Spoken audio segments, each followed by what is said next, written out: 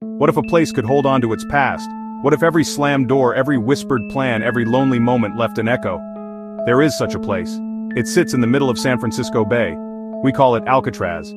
But it is more famously known as the Rock. It is an island forged by history, crime, and an enduring mystery. It started not as a prison, but as a sentinel, a guardian. During the gold rush of the 1850s, it became a military fortress, its cannons pointed out towards the Golden Gate, protecting the promise of a new and prosperous city. Long before them, the Olón people lived on the nearby shores, looking out at this rugged island. They saw it as a place of spirits, a place to be avoided. The Spanish called it Isla de los Alcatraces, the Island of the Pelicans. The island's most famous chapter began in 1934. The United States government needed a new kind of prison. They transformed the old military barracks into a maximum security, minimum privilege, federal penitentiary. It was designed to be escape-proof. They were a collection of the era's most notorious figures: gangsters, bank robbers, murderers. The most famous of them all was Al Capone, Scarface, the king of Chicago's criminal underworld. But on Alcatraz, he was just a number. Inmate AZ-85. The most daring and famous attempt took place on a cold night in June 1962. Frank Morris, John Anglin, Clarence Anglin. Their plan was a masterpiece of ingenuity and patience. They used sharpened spoons, a makeshift drill to chip away at crumbling concrete around air vents.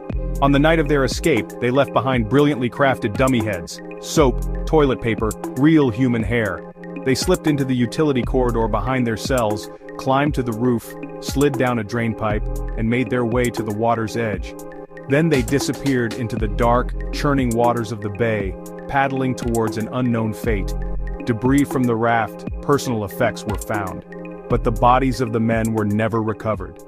Did they drown in the icy currents, or did they make it to shore and vanish into a new life? Why do we line up for ferries to visit a place that was designed to be the very definition of hopelessness?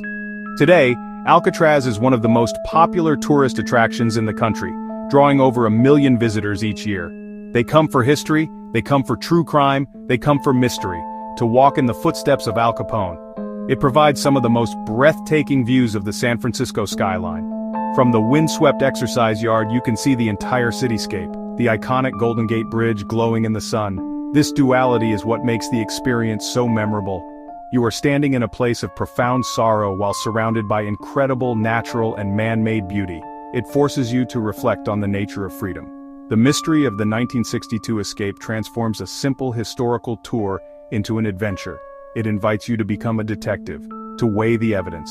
We go to the Rock to understand the limits of human endurance and to wonder just